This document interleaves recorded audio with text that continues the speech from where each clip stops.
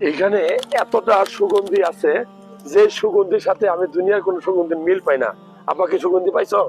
এই দেখেন, বলা হয় আমরা যতটুকু জানি, নবীজি যখন এদিকটা যাচ্ছিল যুদ্ধের একটা পর্যায়ে, যখন তার দন্ত মোবারক শহীদ হয়ে গেছে, রক্ত বেরোচ্ছিল, এইখানে হাত লাগছিল, এখান থেকে আংটিটা পরে যায় নিচে, কিন্তু এই জায়গাটা গর্ত হয়ে এদিকে ঢুকে গেছিল আংটিটা, যেন শত্রু পক্ষে যেন না দেখতে পারে। এটা অটোমেটিক আল্লাহ প্রদত্ত, বুঝে যা।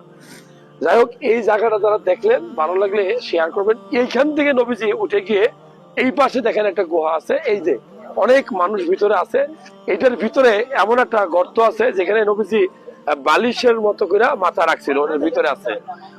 ওই জায়গাটা আমরা আমাদের ভিডিওতে দেখাইছি, আমরা দেখতে পারবেন। তো ওই জায়গাটা এমন ভাবে রাখছে যে মনে হচ্ছে যে বালিশের ভিতরে সব পাথর যেরকম শক্ত হয়, ওই জায়গাটা তো শক্ত না, নরম। তো ওইখানেও সুগন্ধি আছে। যারা এই তথ্যগুলো দেখলেন ভালো লাগলে শেয়ার করবেন, অনেকেই দেখতে পারবে।